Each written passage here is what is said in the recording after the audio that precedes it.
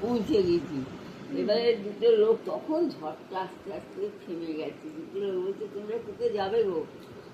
যে আমরা রামবাটি যাবো কালে ঘরে। আর গোপাল আনন্দ ওদের বাড়ি। তো আমরা গেছি। আমার পিসির শাশুড়ি মরেছিল, তাই সেই যেই পিসির শাশুড়ি মরেছিল সেই বলেছিল। বাবার খুব জাতিত বোন আর কি। তারপরে দেখি দেখি আমার এক জামাইবাবু আবার ও ইয়ে হয়, হাসুপো হয়। সে এসছে আরেক গ্রাম থেকে। সে এই সন্ধ্যা এসেছিস? আমি হ্যাঁ দাদাবাবু ভালো আছো? বললে হ্যাঁ। দিদি আসেনি? বললে হ্যাঁ তোর দিদিও এসেছে।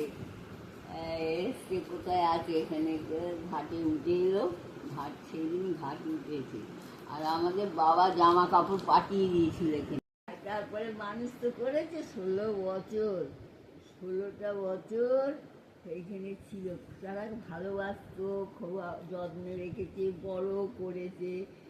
এইবারে তার বলছে, বুড়ি তোর মা কোথায়? বলছে মা এই যে রান্না করছে। মা মা করে ডাকতে বলছে, ডাকতো তোর মাকে। তখন ডেকেছে।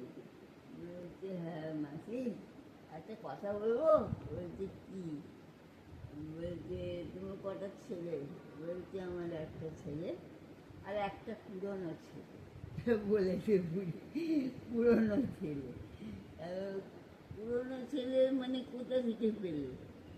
বলে ওই চলে যাচ্ছিল মাঠ নিয়ে, আমার ছেলে নিয়ে এসেছে।